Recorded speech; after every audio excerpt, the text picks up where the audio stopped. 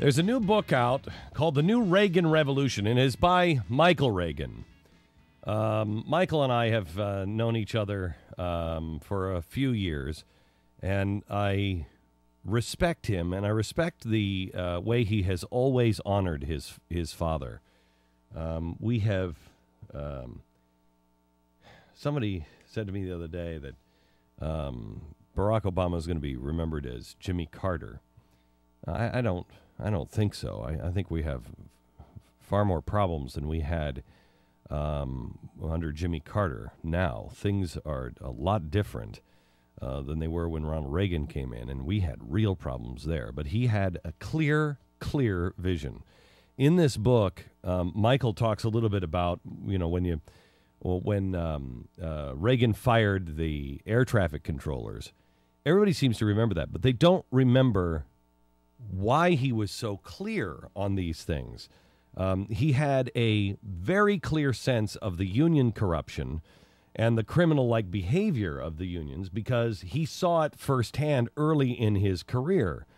During a strike, Reagan discovered some plans to throw acid on his face.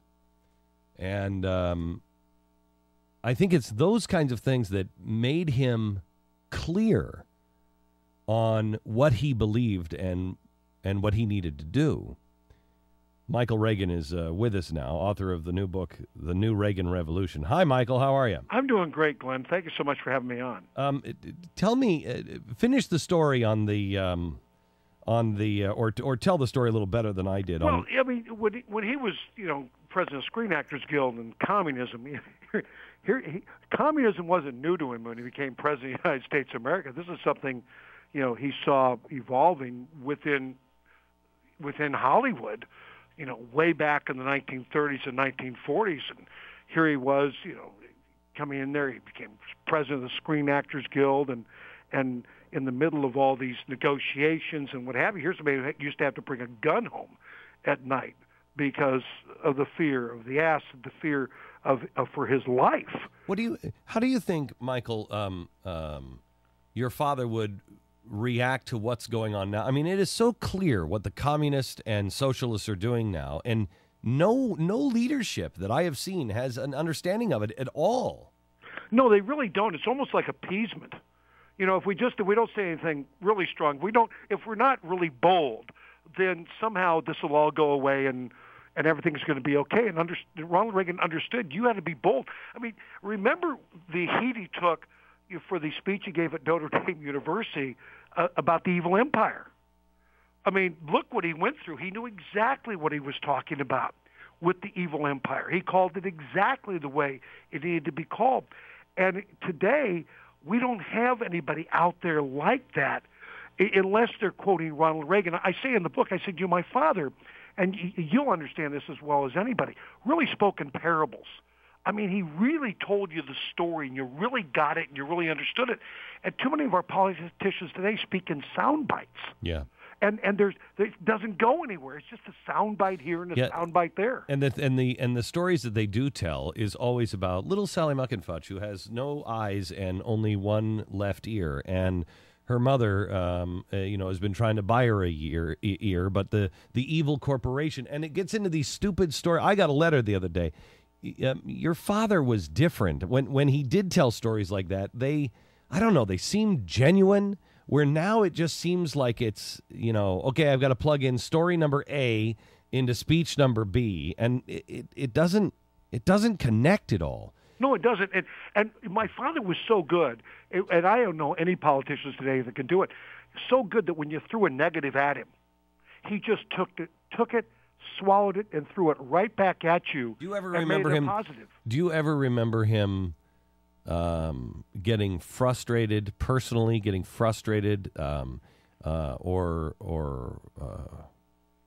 shocked that the vitriol that was out there against him? It never bothered him. Bothered the heck out of Nancy. She used to sit up at night and eat bananas. It bothered Maureen. It bothered me. But my father just took it in. He had that twinkle in his eye. He had that, with Ronald Reagan, it was morning in America every day of his life. And he never felt that he had to respond in kind to people. And that's why he was able to accomplish so much, because he never really made it personal. He understood how the game was played, and he played it as well or better than anybody. He's the guy that ended the strikes in Hollywood because he was able to do those kinds of things. Now, Michael, one name you didn't mention there about it being bothersome to them is Ron. Did those things not bother him, the criticism of your dad? My father, Ron wasn't really a supporter of Ronald Reagan and his policies when he was President of the United States. Yeah. He didn't campaign for him. He didn't go anywhere for him. I mean, he showed up for the photo op, but he wasn't there to campaign, where Maureen and I were. You take 1980, the last month of 1980, I was 66 airplane rides, 19 states.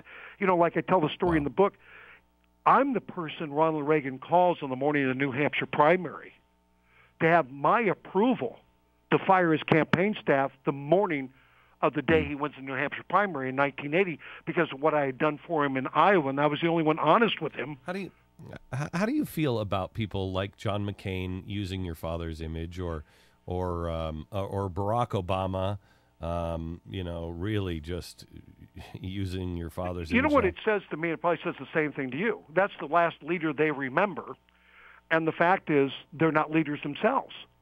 I mean, I'm looking for somebody who doesn't spend the day quoting Ronald Reagan. You see anybody? I want to find somebody I can quote. You see anybody out there, Michael?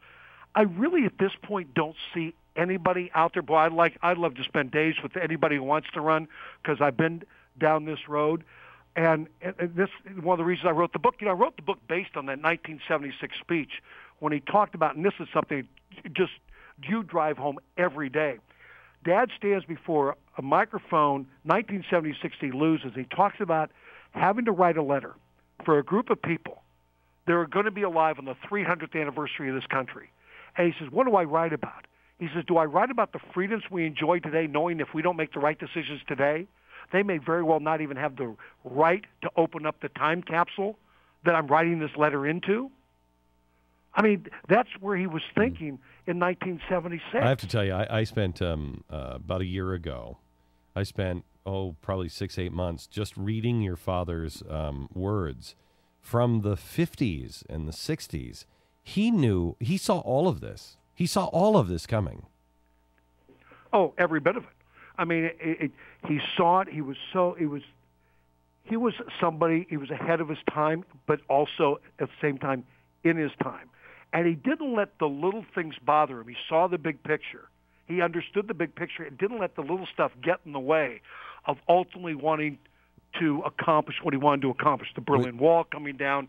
Even when General Electric fired him, he turned that ultimately into a positive. And I think you read that story in the book where Bobby Kennedy picks up the phone and calls the head of GE and says, do you want your government contracts renewed? Head of GE says, absolutely. He says, fine. Fire the host of General Electric Theater and cancel the show. About 72 hours later, GE Theater's off the air. Ronald Reagan's been fired. But he now has time to give a great speech in 1964. He wouldn't have had the time before because he would have been busy with GE Theater, a time for choosing. GE was playing games all the way back then. Do you think your father would be a Republican today? I think my father, in some ways, might have trouble even getting the nomination today because of the strong stance that he would take. And the fact we have too many little fiefdoms out there who are giving purity tests. Ronald Reagan really understood, listen, the 80-20 rule will work, but he wanted to work in his favor. He understood that, this is a work in progress, politics. 10 yards at a time and a cloud of dust is good. You're going to reach the end zone. You don't always have to throw the Hail Mary passes. Find the areas where you agree and move forward from there to get things done.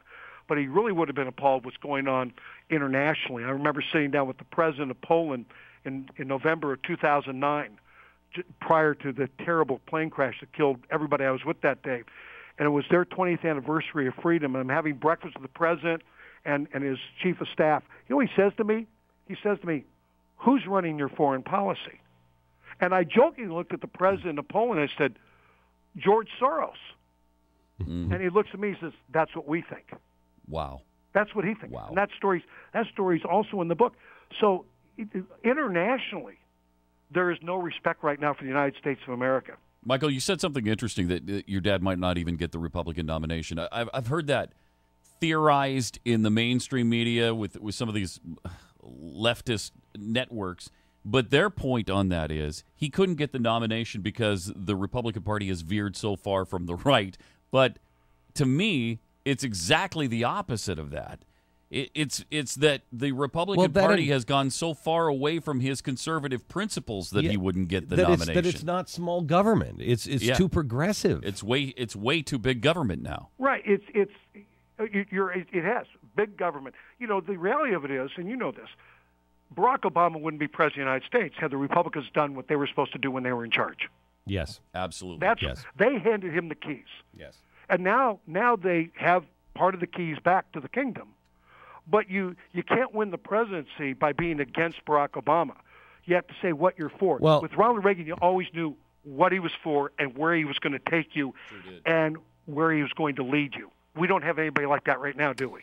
The name of the book is The New Reagan Revolution by Michael Reagan. And, Michael, it is great to talk to you. How is Nancy? She's doing fine. I mean, she's going to be 90 years old, so right. She's still upright. She's above ground, which is where we all should be. Right. Yeah. Michael, thank you very much. The last question's got to be, if it comes to it, can you take your little brother? Can you take Ron? Okay. Absolutely. Michael Reagan, thanks a lot, man.